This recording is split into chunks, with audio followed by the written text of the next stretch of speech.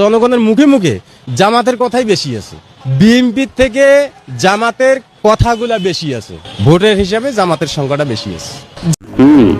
আমি অলরেডি খবর পেয়েছি। আমি আলেম উলামার বিরুদ্ধে না, আমার দয়া করে আপনারা দোয়া করেন। দিলাম দোয়া করি, খাবি ভিত্তি করি। আমি আলেম উলামার বিরুদ্ধে না। প্রমাণ দাও, প্রমাণ দাও। এই রাজাকারের বাচ্চারা যারা আমার বক্তৃতা কাটছাট করে দেখাও, তারা বেজন না। তাদের মার সঙ্গে বাপের বিয়া কলমা পড়ে হয় নাই, যারা আমার বক্তৃতা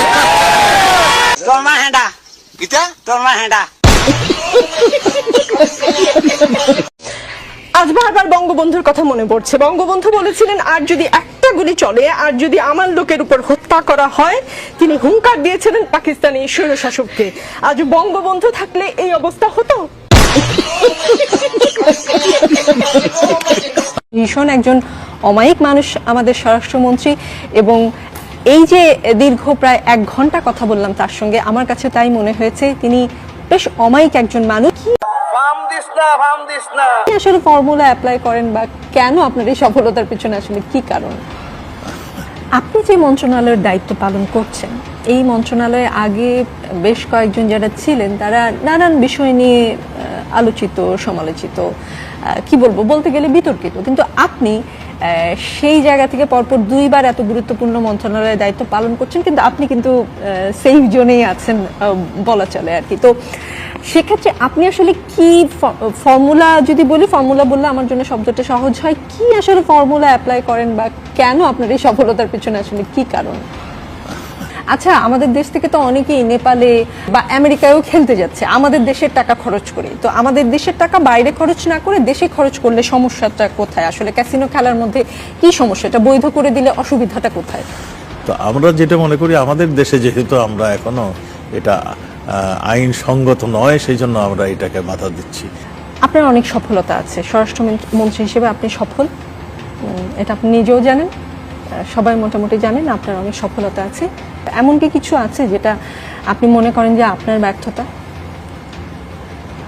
আমার ব্যর্থতা যদি আমি মূল্যায়ন করতে পারতাম, তাহলে তো আমি সঙ্গে সঙ্গে সেটা করে ফেলতাম।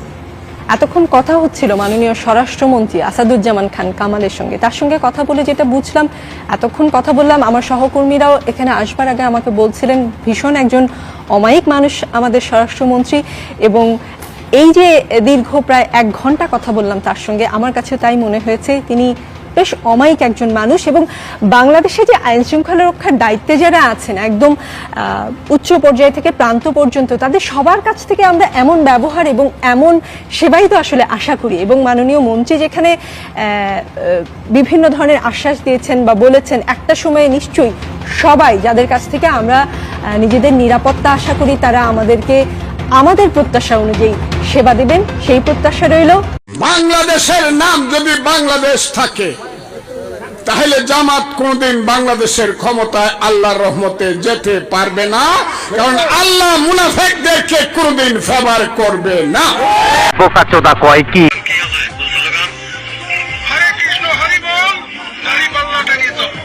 এই দেশের তরুণ প্রজন্মকে একটা জিনিস ভুলিয়ে দেওয়া হয়, 72 থেকে শুরু করে 1975 সালের ইতিহাস। এবং খুবই স্পষ্ট ভাষায় বলতে গেলে, এই বাংলাদেশের প্রথম স্বৈরাচার ছিল শেখ মুজিব। এই কথাটা বলতে অনেকে দ্বিধান্বিত হয়ে পড়ে এখনো। ভোট চুরি বাংলাদেশের শেখ হাসিনা প্রথম করে নাই। 1973 সালে 7 মার্চের ইলেকশনে ভোট চুরি হয়। প্রশাসনিক দৌরাত্ম্য, প্রশাসনিক লুটপাট, এই একটা কাজও শেখ হাসিনার হাত দিয়ে শুরু করা না। প্রত্যেকটা কাজ শেখ মুজিবের হাত দিয়ে শুরু করা, এবং এটাকে শিল্পের পর্যায়ে নিয়ে গেছে শেখ হাসিনা। আমি জামাতের আমিরকে চ্যালেঞ্জ করলাম, আপনার বাড়ি তো সিলেটে 19টা এমপি সিট আছে, আপনি কোন সিটে দাঁড়াইবেন বলেন, আমি সেই সিটে দাঁড়াবো। আমি একটা ভোট চুরি করে দাঁড়িপাল্লায় দেবো, অনুরোধ করে কই, যদি সেই লোক এই ভোট দিতে সেন্টারে আসেন, সবাইটা করা করে তেল দিবি, তার কি হবে এখন বলবো না, ওই দিনই বলবো তার ব্যবস্থা কি করা যাবে। জামাতে ইসলাম ইসলাম না, জামাতে ইসলাম হলো জামার ইসলাম। কি কষ্ট গরিব মানুষের জন্য 10 টাকার জন্য একটা হাসপাতাল আছে, আর বড় লোকের জন্য এভার কেয়ার হাসপাতাল আছে। এর মাঝখানে মধ্যবিত্ত যারা যে চায় যে 5,000 টাকা ব্যয় করে আমি চিকিৎসা আমার সম্পন্ন করতে চাই, আমার এই রোগের চিকিৎসা চাই, 5,000 টাকা 10,000 টাকা ব্যয় করে কেউ সুস্থ হওয়ার কোনো সুযোগ আছে? আপনাকে হয় 10 টাকাটা দিতে হবে অথবা আপনাকে 1 লাখ টাকা নিয়ে যেতে হবে। আপনি কোন দিকে যাবেন বলেন? মধ্যবিত্তদের বাজার জন্য কোনো অবস্থা নাই তো। একটা বছর সুযোগ পাইলো, পুরোটা সময় খালি ক্ষমতা ক্ষমতা ক্ষমতা, যে কেমনে নির্বাচন হবে, কি নির্বাচন হবে, কি হবে, এতগুলো ডায়ালগ, এতগুলো মিটিং, পিআর হবে নাকি জনপ্রতিনিধি নির্বাচন হবে নাকি হাইকোর্ট ভেঙে বিভিন্ন জায়গায় দেবে, বিভিন্ন আলোচনা হলো। কই হাসপাতাল নিয়ে তো একজন আলোচনা হলো না। আল্লাহর রহমত করলাম, যদি কোনো মানুষ না খায় ঘুমায় পরের দিন আমি খাবো না, ওর ঘরে খাওয়ান দিব, তারপরে আমি খাবো। আমার বিরুদ্ধে কিন্তু জামাত অনেক চক্রান্ত করবে, এটা আপনারা বুঝতে পারবেন। যে আমাকে ফজু পাগলা বইলে অপমান করছে যারা জামাত শিবির, আমারে যদি আল্লাহ 5 বছর বাঁচায় রাখে, আমি দেখায় দেবো কত ধানে কত চাল। আমি ডরাইছি এইটাই আমার জীবনের শেষ ইলেকশন। আমি 10 গ্রাম মিঠামনের মানুষের দোয়ারে দোয়ারে বছরের পর বছর ঘুরেছি। 8 গ্রাম ঢাকার হাওড়ে কতগুলো সাদা ঢেউ উঠে আমি করতে পারি বন্ধুরা।